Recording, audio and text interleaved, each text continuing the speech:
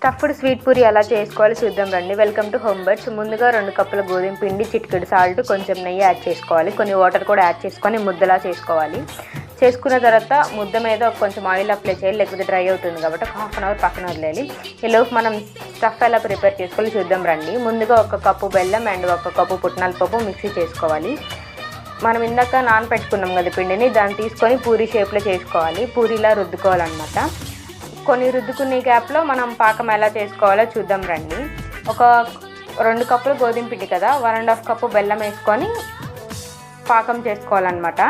పాకం ఎలా అంటే మరి ఎక్కువ రాకుండా జస్ట్ తీగ పాకం లాగా రావాలి. ఈలోపు ఆయిల్లో డీప్ ఫ్రై చేసుకుందాం పూరీలన్నీ. చేసుకున్న పూరీలన్నీ పాకంలో ముంచాలి. ముంచి పక్కన పెట్టి కొంచెం స్టఫ్ అందులో వేసి మిడిల్లో వేసి ఫోల్డ్ చేయాలన్నమాట. మొత్తం ఫోల్డ్ చేసి అలా డెకరేట్ చేసుకోవాలి.